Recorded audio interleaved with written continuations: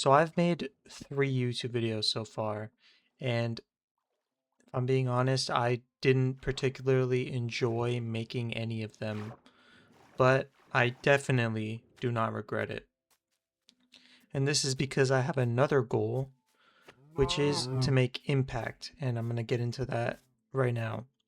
So I've had this grab for a very long time that I wanted to put something out into the world that is going to impact people. And I'm almost certain it isn't because I want to be someone because I'm insecure or something like that, because I'm not ashamed of who I am.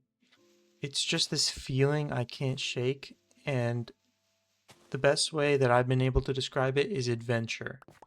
If my goal is to live the most interesting life I can, does that contain hedonistic indulgence? The answer is no. And to be honest, this hedonism isn't even possible for me. Some people don't have much happen to them, so hedonism is actually viable. But for me, I'm not concerned with the pursuit of happiness because, in my observation of my own life, it's just simply too painful. And some evidence I use that you need suffering in your life and you can't just use hedonism is that to improve your life, you need to suffer. And having goals is essential to well being, which means suffering is essential for well being. And once you embrace that life is suffering, it enables you to take the risks to pursue things you want to do before you die.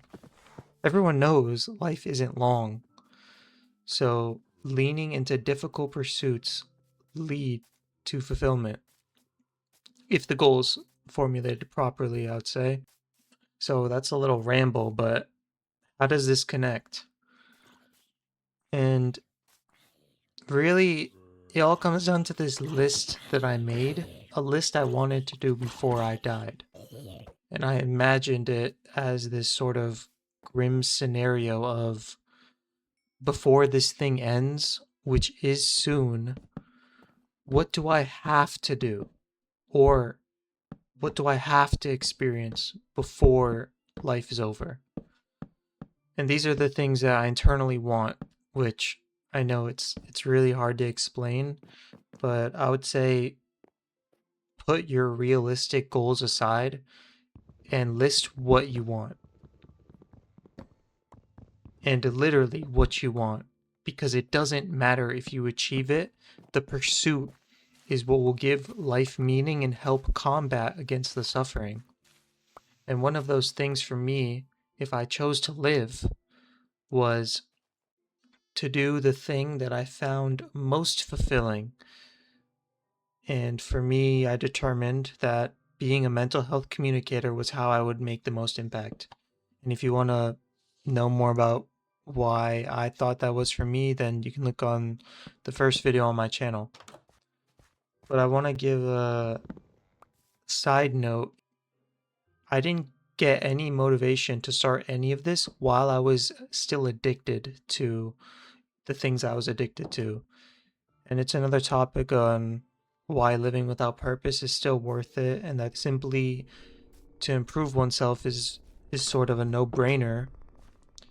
But I got myself out of these addictions, which gave me back my attention span, for one, and the boredom capacity to actually pursue this YouTube thing.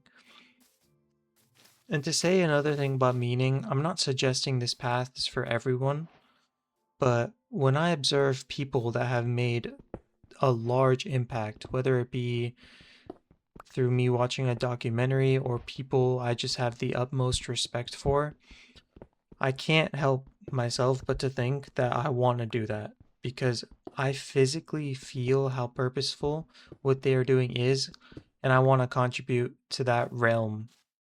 So that's why, regardless of what my career turns out to be, this is how I'm betting that I'm going to make a difference. Thanks for watching.